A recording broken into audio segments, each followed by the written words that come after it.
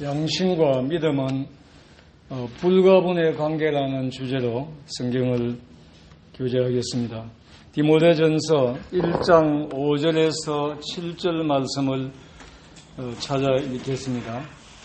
이 교훈의 목적은 청결한 마음과 선한 양심과 거짓이 없는 믿음에서 나오는 사랑이거늘 사람들이 이에서 벗어나 헛된 말에 빠져 율법의 선생이 되려 하나 자기가 말하는 것이나 자기가 확정하는 것도 깨닫지 못하는도다. 디모데전서 1장 19절부터 20절 말씀도 읽겠습니다. 믿음과 착한 양심을 가지라. 어떤 이들은 이 양심을 버렸고 그 믿음에 관하여는 파선하였느니라.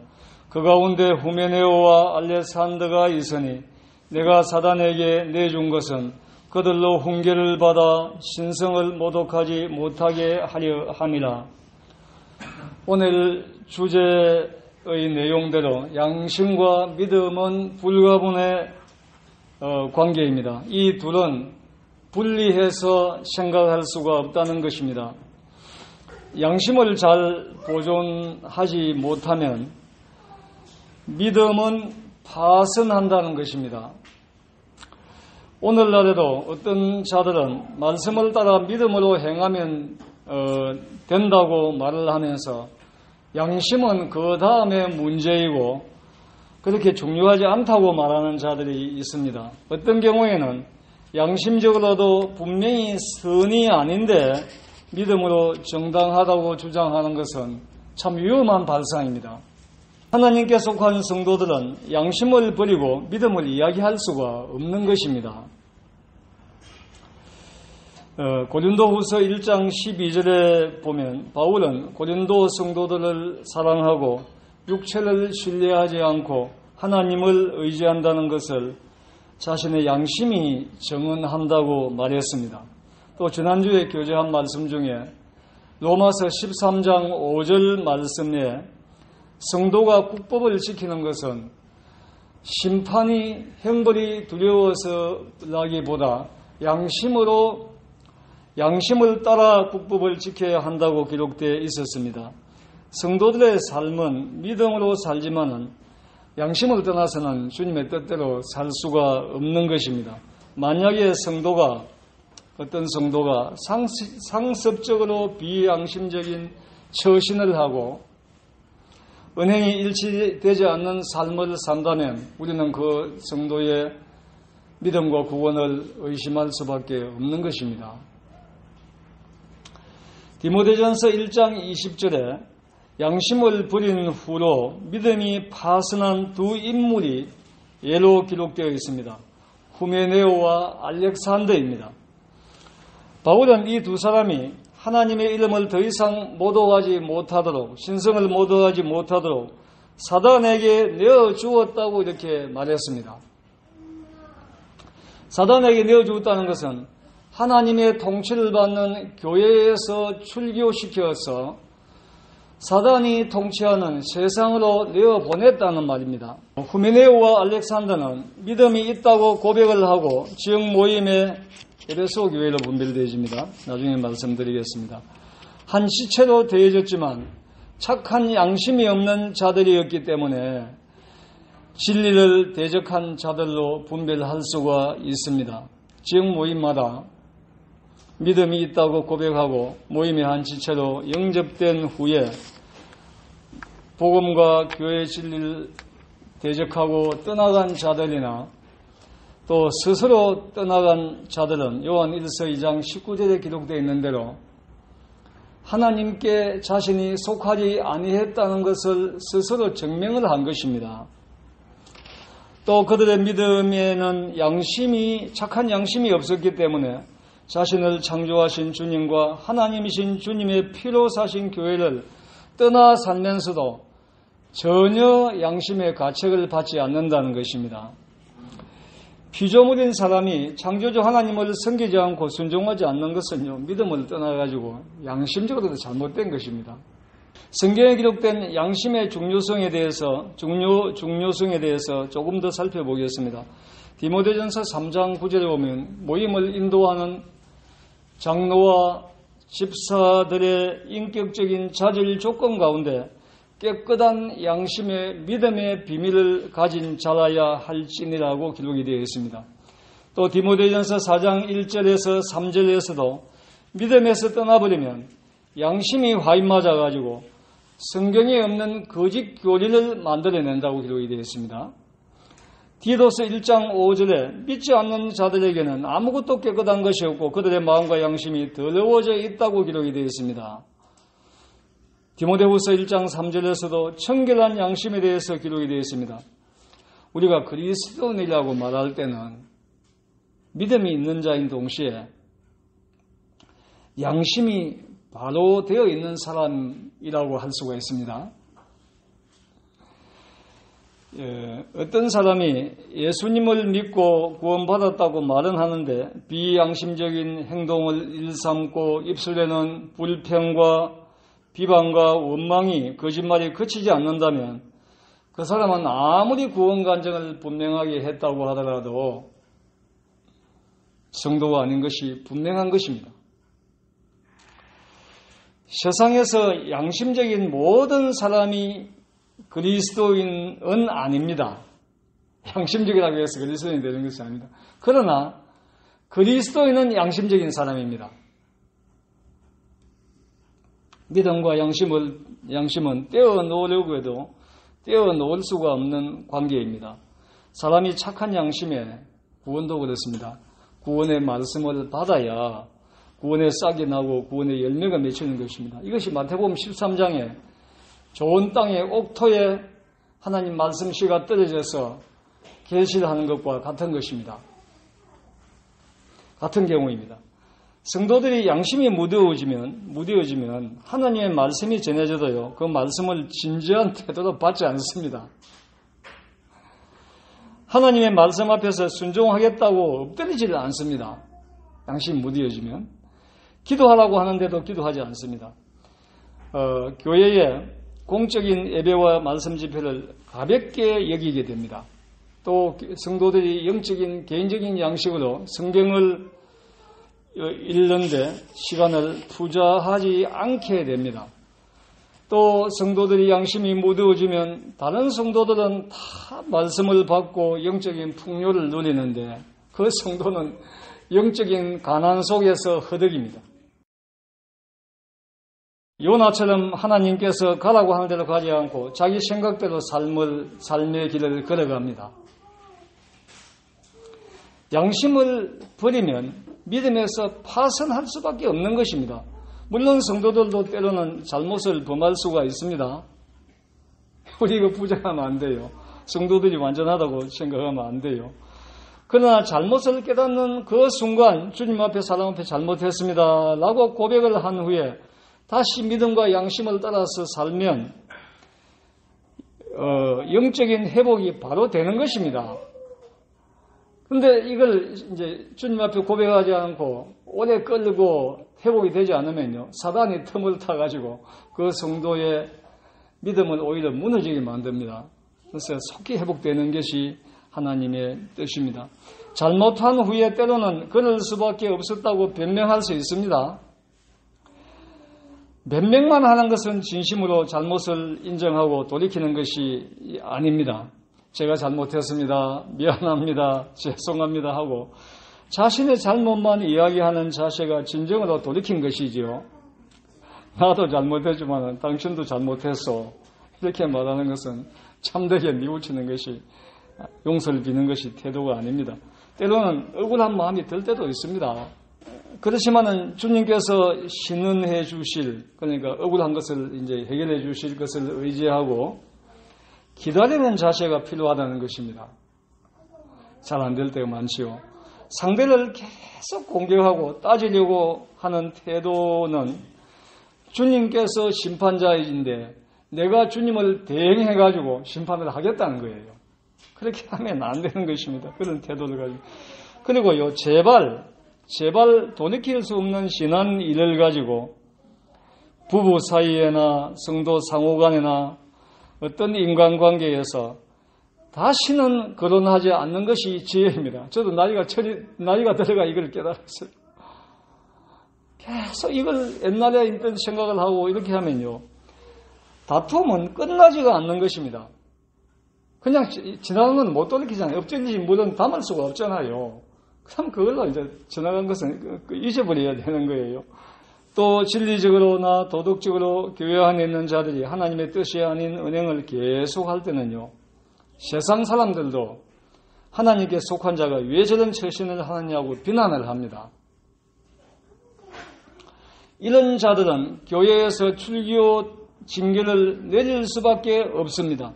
출교는 교회가 내릴 수 있는 최고 단계의 징계입니다. 물론 개인적으로 징계를 받고 주님 앞에 잘못하고 그런 경우에는 개인적으로 징계를 받고 주님 앞에 자백하고 그리고 나서 더 이상 입을 다무십시오. 저는 내가 무슨 잘못했는데 주님의 징계를 받았다고 계속 이렇게 말씀을 하시면요, 교회의 덕이 안 돼요. 개인적인 것은 그렇게 이제 주님 앞에서 해결 처리를 하시길 바랍니다. 또 출교는 교회 안에서 악영향을 차단하는 동시에 사단의 송사와 세상 사람으로부터 받는 비난을 차단하는 조치인 것입니다. 이제 교회 안에 계속 거하면서 악한 짓을 하면 하나님의 교회를 세상 사람들도 손가락질을 하는 것입니다. 고린도전서 5장에 출교된 자는 어머니와 음행을 한 행제였습니다. 그 당시에 로마와 헬라 문화권에서는요, 음행은 일반적이었습니다. 합법적이었습니다. 용납되는 사회였습니다. 특히 고린도라는 도시는 음행으로 타락한 도시의 대명사였습니다. 신전에서 제사를 지내던 여사제들은 창녀들이었습니다. 다산을 풍류, 그들은 별 핑계를 대면서 그렇게 해서 이제 나쁜 짓을 하면서 신전에서 그들이 이제 고용돼 가지고 사제짓을 했습니다. 고린도에서는요, 일부 다처라든지 누구하고 오명하는 것은요, 일반적으로 용납되는 도시였습니다. 그러나 어머니와의 음행은 고린도전서 5장 1절에 기록되어 있는 대로 세상 법으로도 금지되었던 음행이었습니다. 어머니와 음행한 그 고린도전서 5장 1절에 기록되어 있는 그 행제는 아마 아버지가 일찍, 자세히 모르겠습니다만 아버지가 일찍 돌아가시고 음행한 어머니는 아버지의 후처가 아니었겠는가 이렇게 짐작을 해보는 것입니다. 창세기에 보면 야곱의 맏아들 루벤이 아버지가 생존해 있는데 아버지의 아내인 빌하와 음행을 했습니다. 오늘 디모데전서 1장 20절에 기록된 후메네오와 알렉산더는 도덕적인 죄를 범한 자들이 아니라고 분별되어집니다. 진리적인 면에서 양심과 믿음을 버린 자들로 분별되어집니다. 그 중에 후메네오는 디모데후서 2장 16절 18절에 기록된 후메네오와 동일 인물로 분별할 수가 있습니다. 디모데후서 2장 16절 18절을 한번 보겠습니다.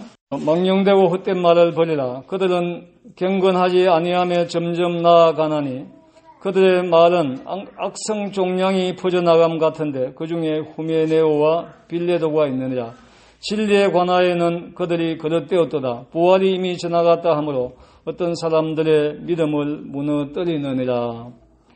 여기에 기록된 후메네오와 빌레도는 디모데전서 1장 3절을 근거로 볼 때 그 당시에 디모데전서를 받을 당시에 편지가 받을 당시에 디모데가 주님을 섬기던 에베소 교회에 있던 거짓 교사들로 분별되어집니다.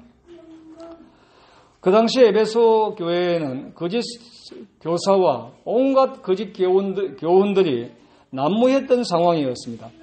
이들이 부활이 이미 지나갔고 주님의 재림시에는 몸의 부활이 일어나지 않는다는 거짓 교리를 전하던 이러한 자들이었습니다. 이런 부활과 재림 등의 여러 거짓 교리는 디모데후서 2장 17절에 기록된 대로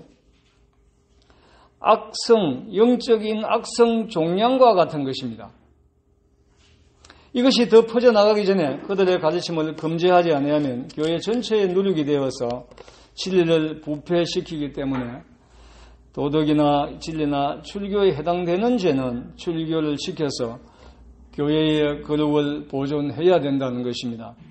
전에 서울의 어떤 모임에 거짓 행자가 모임에 들어와서 성경에 전혀 근거가 없는 후천연설을 강단에서 가르쳤답니다.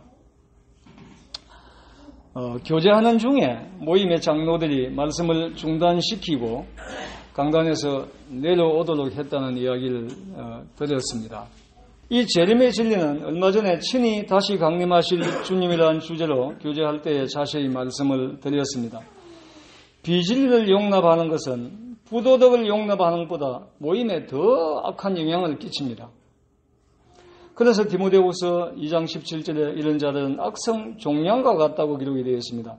도덕적인 죄는 그 한 사람의 문제가 되는 경우가 있지만은 진리적인 문제는 듣는 많은 성도들이 악 영향을 받을 수가 있다는 것입니다. 구약의 도덕적인 죄를 지은 다윗은 하나님의 징계를 받고 회복이 되었습니다. 그런데 진리적인 죄를 지은 사울은 하나님께서 바로 왕위를 폐해버리셨습니다. 또 성경에는 알렉산더라는 이름이 5명 정도가 기록되어 있습니다. 오늘 디모데전서 1장 20절에 아까 주제로 읽은 말씀에 기록된 알렉산더는 후메네오와 함께 에베소 교회의 거짓 교사 중에 한 명으로 믿음과 착한 양심을 버린 자들로 분별되지요. 또 디모데전서 1장 10절에 기록된 알렉산더는 디모데후서 4장 14절에 기록된 그 찾았으니까 한번 읽어보겠습니다. 우리 세공업자 알렉산더가 내게 해를 많이 입혔으며 주께서 그 행한 대로 그에게 갚으시리니 너도 그를 주의하라. 그가 우리 말을 심히 대적하였느니라. 여기에 기록되어 있는 우리 세공업자 알렉산더와 동일 인물로 분별되어집니다. 이것은 그가 바울에게 많은 해를 입혔고 바울이 전한 진리를 심히 대적했다는 기록을 통해 가지고 후서 4장에 기록되어 있는 알렉산더와 전서 1장 20절에 기록된 알렉산더는 동일 인물로 분별할 수도 있습니다. 또 때로는 성도들 가운데 거짓 선지자 발람에 대해서 잘못 분별하는 경우가 있습니다. 민수기 22장 24장 기록만 근거로 발람은 하나님께서 발락에게 나귀를 통해서 막았지만 가라고 이렇게 말씀하셨고 또 발람은 하나님께 계속 받아가지고 하나님이 말씀하는 대로 이제 이스라엘을 복을 빌었고 이제 빌었는데 말씀하신 대로 지시하신 대로 했는데 왜 이스라엘 민족이 여호수아 13장 22절에 보면 가나안 진격 전쟁 때 발람을 칼로 죽였다라고 기록되어 있는지 이해가 안 된다 이렇게 말씀하는 분이 전에 계셨습니다. 오늘날도 하나님께 받아 말한다고 말은 하면서 성경에 없는 여러 가지를 하나님의 뜻이라고 말하는 자들이 너무 많습니다. 그들은 성경에 기록된 진리를 전혀 두려워하지 않습니다. 말씀이 하나님이시지요. 말씀은 하나님이시라. 말씀이 하나님이신데 성경에 기록된 진리를 두려워하지 않는 것은 하나님을 대적하고 하나님을 멸시하는 것이지요. 이사야 66장 2절 5절 기록대로 하나님 말씀 앞에서 떠는 자들이 하나님을 진정으로 경외하는 자들이고 참된 하나님의 사람들입니다. 또 성경을 분별할 때 앞뒤 문맥을 잘 살펴봐야 됩니다. 또 다른 성경을 잘 참고해야 됩니다. 성경은 성경을 정확하게 해석합니다. 발람이 하나님의 이름을 빙자한 거짓 선지자라는 것이 신명기 23장 4절 5절 유다서 1장 11절에 분명하게 기록되어 있습니다. 신명기 23장 4절 5절에 그들은 너희가 애굽에서 나올 때 떡과 물로 너희를 영접하지 아니하고 메소포타미아의 보들 사람 보올의 아들 발람에게 뇌물을 주어 너희를 저주하게 하려 하였으나 내 하나님 여호와께서 그 저주를 대하여 복이 되게 하셨다. 발람은 그 이스라엘을 저주하고 이제 모압 왕 발락이 제안한 많은 복채를 가지고 돌아가려고 계획을 세웠습니다. 그런데 하나님께서 발람이 입을 꽉 쥐고 입을 딱 통제해가지고 이스라엘을 저주하지 못하게 하시는 거예요. 발람이 자기가 말하고 싶어도 말이 안 나오는 거예요. 저주하는 말이. 그래서 온전히 축복을 3번이나 해버렸죠. 또 유다서 1장 11절에도 싹을 위하여 발람의 어그러진 길로 몰려갔다고 기록되어 있습니다. 또 베드로후서 2장 15절에도 발람이 불의의 싹을 사랑했다고 기록되어 있습니다. 요한계시록 2장 14절에 중요한 또 내용이 기록되어 있는데 발람이 모압 왕 저주를 해서 복채를 받아가려고 했는데 안 되니까 모압 왕을 떠나가면서 발락에게 기뜸해준 일이 있다는 거예요. 기뜸해준 말이 있다는 거예요. 그것이 뭐냐면 모압 여자들이 이스라엘 남자들을 초청해가지고 우삼의 제물을 먹게 하라. 그러면 그들이 죄에 빠질 것이다. 이렇게 기뜸을 해줬다는 것입니다. 이것이 계시록 2장 14절에 기록이 되어 있습니다. 이 내용이 민수기 25장 전체에 기록이 되어 있습니다. 이 죄 때문에 하나님으로부터 연병 징계를 받아가지고 24,000명이 죽었습니다. 발람이 이스라엘을 저주하고 발람이 제안한 복채를 받아가려고 했는데 하나님께서는 그것을 허락하지 않았다는 것입니다. 어떤 성경의 기록이든지 성경의 전체적인 뜻을 기준해서 분별해야 된다는 것입니다. 만약에 이 뒤쪽에 나와 있는 신명기와 그 유다서와 다른 그 베드로후서와 계시록 말씀이 없다면 발람은 마치 하나님의 선지자로 이렇게 오해를 할 수도 있는 것입니다. 성경을 분별할 때 어떤 때는요, 큰 틀 안에서 거시적으로 분별해야 할 때도 있습니다. 예를 들면 고린도전서 8장에서부터 10장까지 로마서 14장에 기록된 문제들입니다. 고린도전서 8장은요, 마치 우상의 제물을 성도가 먹어야 되느냐 안 먹어야 되느냐는 것이 주제로 보이기도 합니다. 고린도전서 8장을 자세히 보면 우상의 제물은 아무것도 아니라는 지식이 믿음이 연약한 행제의 양심을 실족시키는 것을 조심해야 된다는 데 초점이 맞춰져 있습니다. 또 주님의 교회는 주님을 기념하는 것이 더 중요하지요. 뜻과 잔의 위치라든지 때는 방법에 지나치게 치중하게 되면 안 된다는 것입니다. 성도들이 자신의 주장만 옳다고 주장하지 말고 교회에 덕이 되고 남에게 유익이 되는 것을 기준으로 처신을 해야 될 때도 있다는 것입니다. 자신의 분별만 옳다고 주장하면 안 되는 교회적인 문제도 많다는 것입니다. 성경에 불분명한 문제인 떡과 잔을 나누는 단계에서 떡이 한 개요, 잔이 한 잔이라고 지나치게 주장하는 것은요, 잘못하면요, 극단적인 분파주의를 만들 수가 있습니다. 한국에도 이런 모임들 많이 있죠. 또 현금이 예배라고 주장하면서 떡잔을 떼고 마시는 시간에 들여가지고 떡상 위에 올려가야 된다고 지나치게 해석합니다. 성경이 없어요. 그런데 그들은 그렇게 해석을 하는 겁니다. 또 주님이 중심이 되어야 하기 때문에 반드시 만찬상의 위치는 성도들이 모인 중앙에 두어야 한다는 것입니다. 저희들도 옛날에 이렇게 분별하고 그렇게 했어요. 의자에 앉지 않을 때는. 또 이들은 떡잔을 떼고 마시는 시간도 반드시 예배 시간 중간에 떼고 마셔야 한다고 주장합니다. 참 이상한 교리를 만들어내는 겁니다.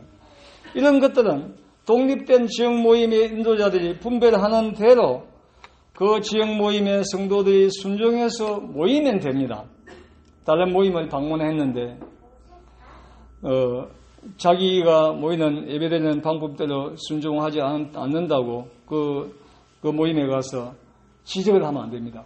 경기도에서 어떤 모임의 자매님이 동네에서 청구받아간 자매님이 왜 동네 예배가 하는 데를 안 됐냐고 장로들을 대들다가 출교당해 버렸어요.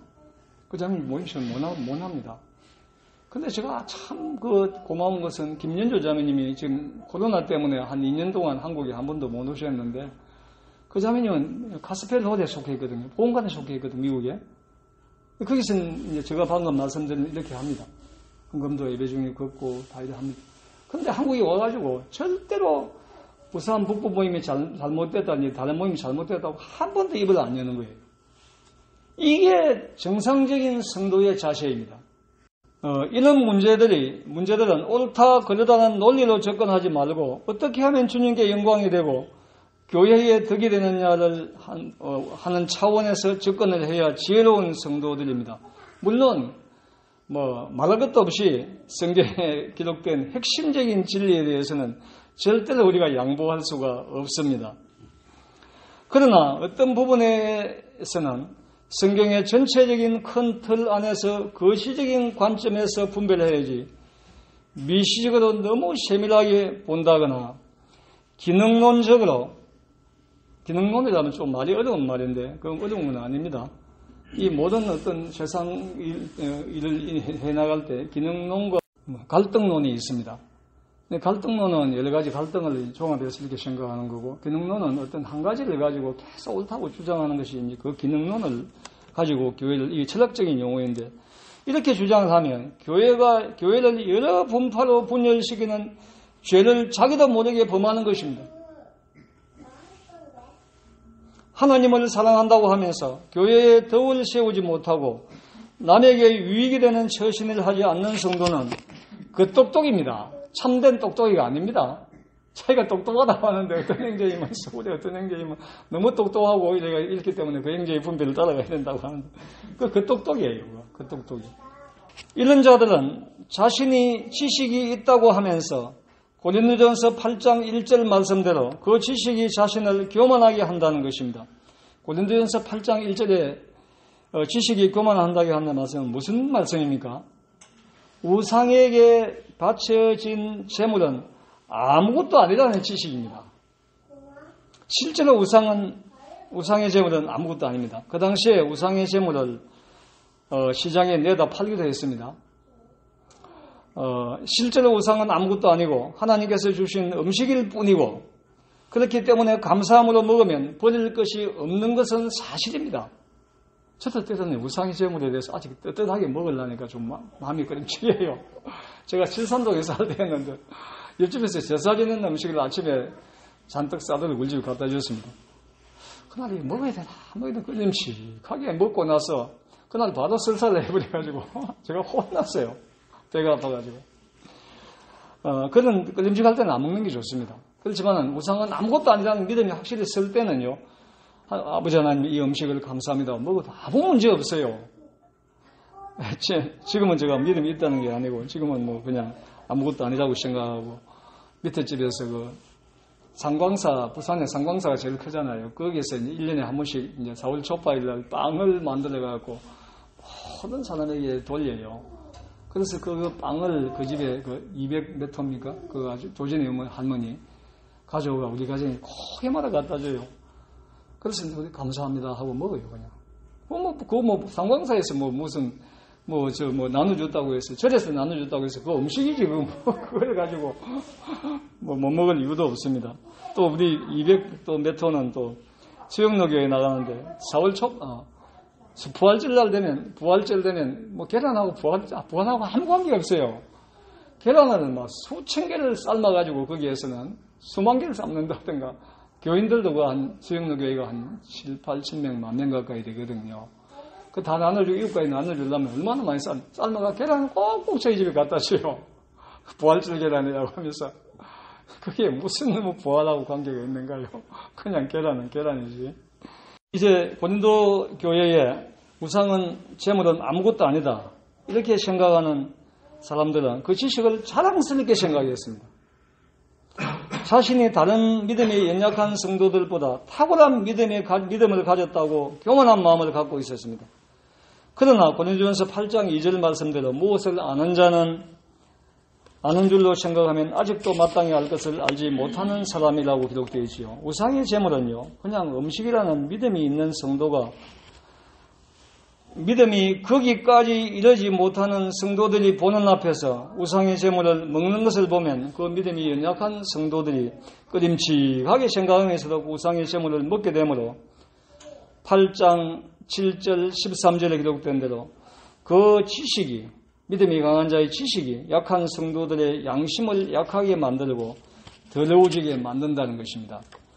또 11절에 보면, 고린도전서 8장 11절에 보면 너의 지식이 믿음이 약한 자를 멸망하게 한다고 기록되어 있습니다. 여기에서 말씀하는 멸망이라는 단어는요, 지옥에 가는 멸망이 아니고 약한 성도가 양심이 거리낌이 생김으로 신앙생활 바르게 하지 나갈 수 없는 상태가 되게 만들어 버린다는 것입니다.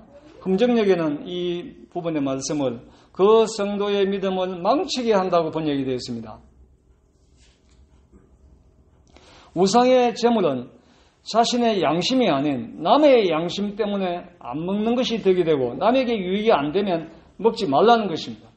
결론적으로 고린도전서 8장은 우상의 제물 자체가 아니라 우상의 제물에 대한 지식이 다른 약한 성도들에게 해를 끼치면 안 된다는 것이 핵심적인 교훈입니다. 또 고린도전서 9장에 가면 바울이 자신이 사도로서 전도자로서 생활을 받을, 섬김을 받을 권리가 있지만은 복음의 장애가 있을까 하여 아무에게도 누를 끼치지 않기 위해서 자신의 손으로 일을 했다고 고린도전서 9장 1절부터 15절까지의 기록이 되어 있습니다. 또 다른 사람들의 유익을 위해서 자신의 권리를 포기하는 것이 주님의 마음이거든요. 또 고린도전서 10장 23절, 24절, 31절 기록대로 주님께 영광이 되고 교회에 덕이 되고 형제자매들에게 유익이 주는 성도가 아름다운 최선의 삶을 성도라고 할 수가 있습니다. 내가 이렇게 하는 것이 나에게는 그 느낌이 하나도 없는데 다른 성도들이 어떻게 생각할까를 고려할 줄 아는 성도가 주님의 마음을 닮은 성도이고 주님의 마음을 아는 성도라는 것입니다. 고린도전서 8장 13절에는 만일 음식이 연약한 행제를 실족하게 하면 바울은 영원히 고기를 먹지 않겠다고 말했지요. 또 고린도전서 15장에는 너희 강한 자가 연약한 자의 약점을 담당하라고 기록되어 있습니다. 또 로마서 14장 1절에서 9절에는 어떤 성도는 모든 것을 먹을 만한 믿음이 있고 연약한 성도는 채소만 먹는다고 기록되어 있지요. 먹는 자도 먹지 않는 자도 모두 주님의 영광을 위해서 먹든지 안 먹든지 해야 된다는 것입니다. 또 먹는 자나 먹지 않는 자가 서로 판단하지 말아야 된다는 것입니다. 또 어떤 날이 중요하냐를 갖고 서로 판단하지 말고 우리가 사나 죽으나 주님의 영광을 위해서 살아야 된다고 가르치고 있습니다. 이런 점에서 자신이 아무리 개인적으로 믿음과 양심이 옳다고 해도 무엇이든지 자신의 처신이 다른 성도들에게 거리낌이 되든지 복음을 가린다고 생각한다든지 주님의 영광을 가리지 않는지 분별해보고 처신을 해야 참된 양심이고 참된 믿음이라는 것입니다. 또 그리스도인들은요, 가정일, 직장일, 개인의 일과 감성적인 문제는 주님을 섬기는 일 다음으로 부차적인 일로 여겨야 됩니다. 주님을 섬기는 일 다음으로 세상 일을 성실하게 해야 됩니다. 주님과 성도들을 먼저 섬기지 않고 다른 일을 먼저 하게 되면 성도들과 하나님과 세상 사람들에게 칭찬을 못 받습니다. 세상 사람들도요, 주님을 먼저 섬기는 성도들을 비난하는 것 같아도요, 마음으로는 존경합니다. 특히 그리스도인들은 주님을 섬기는 일 외에 사람들에게 흠이 잡히면 안 됩니다. 정직해야 되고, 눈가리만 하지 말아야 되고, 불평하지 말아야 되고, 열심히 일을 해야 됩니다. 직장 생활하면서 불평하지 마십시오. 절대로 하지 마십시오. 어떤 직장의 사장이 교인들에게, 종업원들에게 주일에 특근을 하라고 이렇게 하면 교회당에 가야 됩니다. 이렇게 말하면서 특근을 안 하던 교인들이 주일에 야유회 갑니다. 이렇게 하니까 모두 참석하게 돼요. 우리 주님 안에 있는 성도들은 이런 짓 하면 안 됩니다. 특근을 할 때 교회도 특근을 하기 싫으면 야유회도 안 가야죠. 양심적으로 맞지 오히려.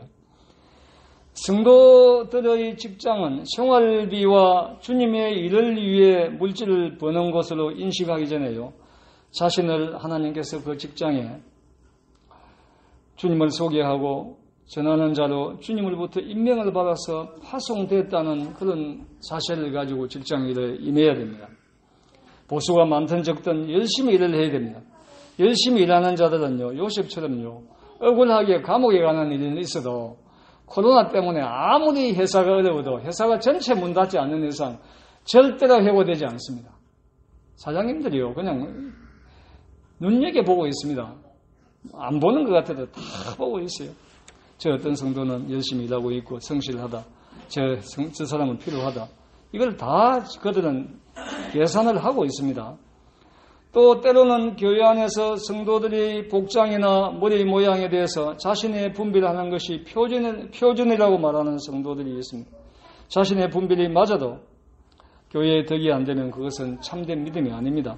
만약에 자신의 분별이 다른 성도들에게 거리낌이 된다면 자신의 분별을 포기할 줄 아는 성도가 성숙한 성도들입니다.